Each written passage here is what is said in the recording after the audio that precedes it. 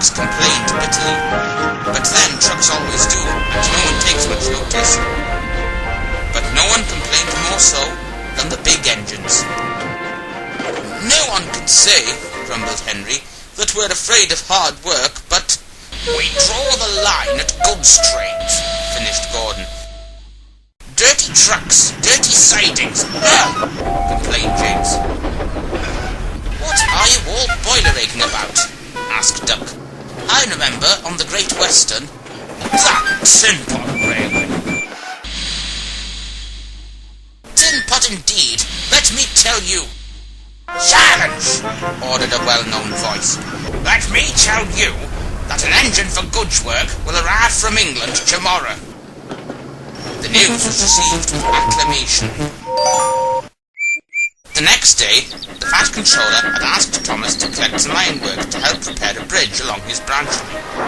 But on his way, Thomas saw an engine he had never seen before with Harry and Bert at the timber yards. Thomas could hear them laughing loudly together. The engine was, of course, the one from England, whose name was Neville. What Thomas didn't realise was that Harry and Bert were actually laughing at Neville, because he had not long bumped into his flat truck of timber by accident before Thomas had arrived. Strange, he thought. What would those three be laughing about? Meanwhile, Emily was having a drink from a water column when Diesel rolled up to her. "Oh, it's you," she sighed crossly. "What do you want?" "I'd be wary of that new engine if I were you," Diesel oiled suspiciously. "I just heard him have a rather friendly chat with Harry and Bert about having the Fat Controller's engines sent away for scrap." "I don't believe it," she snorted. "The only engines who'd want us to be sent away for scrap are devious engines like you." And she huffed away. "Don't say I didn't warn you," sneered Diesel as he rattled away. But Emily's mind was full of wonder as she puffed along. Thomas, meanwhile, had just arrived with the ironwork at Abbey Station to repair the bridge.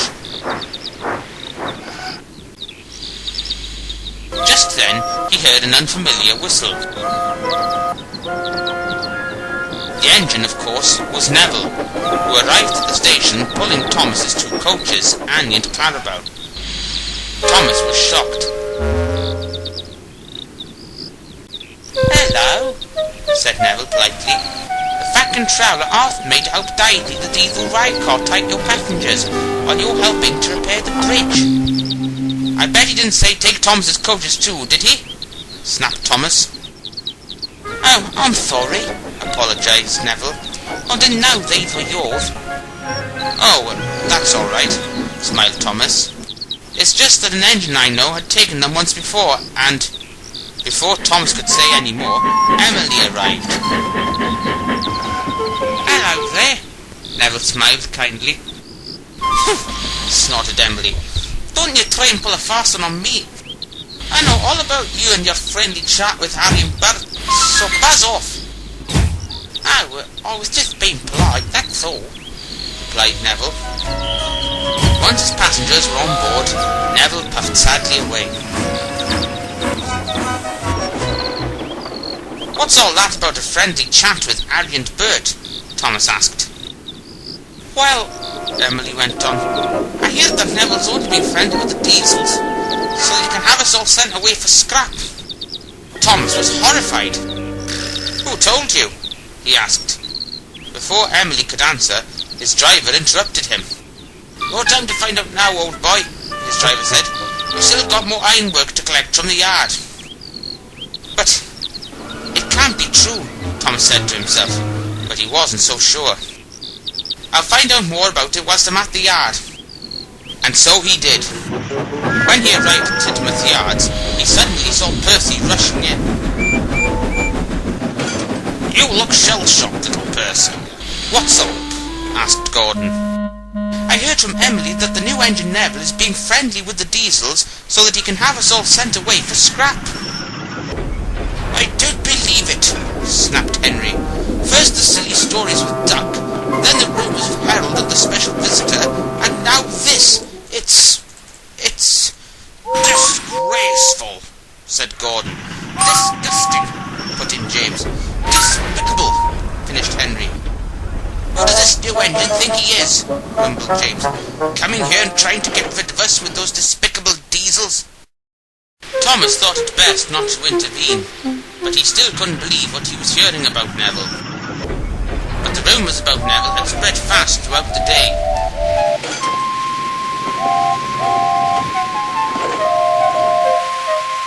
And even the Fat Controller found out about them. I shall attend to the situation at once, he said. That afternoon, Toby came rushing into Abbey Station. The rumours about Neville aren't true, he cried. I just saw him with the diesels. They were teasing him horridly while he was shunting. I knew the rumours weren't true, Thomas said. I'd best go and find Neville at once. And so he did. But Neville was heading for trouble. He had been sent along the wrong track due to a points failure, and was heading towards the bridge under repair. His driver applied the brakes, but it was too late.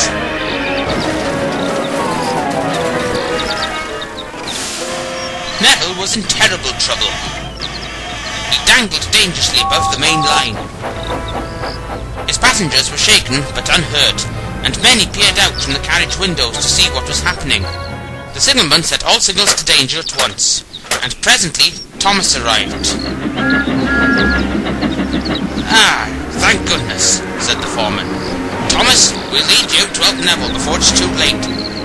It's risky, said Thomas, but I must help the passengers. Right away then, Thomas, called his driver. You can do it. Thomas puffed slowly forward behind Clarabelle. A workman coupled him up, and he began to puff slowly backwards.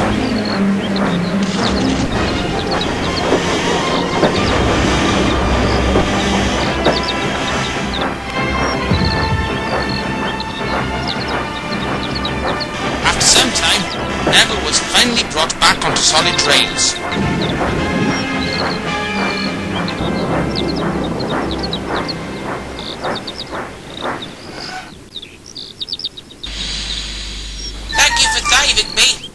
Neville called out. I'm just glad you weren't seriously hurt, Thomas replied. The passengers were grateful too. 3 cheers for Thomas, they called. Neville gave a cheerful whistle too.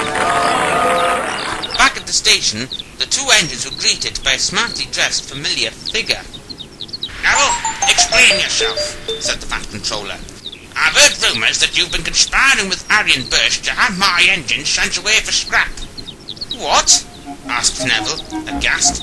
That's not true, sir. I would never do that. Well, what exactly has been going on then? Asked the Fat Controller severely. But then, Thomas spoke up. Toby told me everything, sir, Thomas said. He saw Harry and Bert teasing Neville whilst he was shunting. He's right, sir, Neville replied. My wheel flipped slightly, and I bumped right into the tracks at the timber yards. Well, Neville, the Fat Controller said, after a rather hesitant pause, you're not to blame for the punch failure, but you've got a lot to learn about shunting, though. I understand, sir, Neville sighed. When the Fat Controller did find out who was to blame for spreading the false rumours about Neville, he spoke to Diesel, Harry and Bert severely. As a punishment, he made the 3 Diesels take the midnight goods train for a week. As for Neville, he's a much more careful engine nowadays, and all the other engines were sorry when they heard the truth about him. We're sorry we were so rude, they all said. Please forgive us. Neville did, of course, and I'm glad to say that all the engines are the best of friends that Neville could ask for.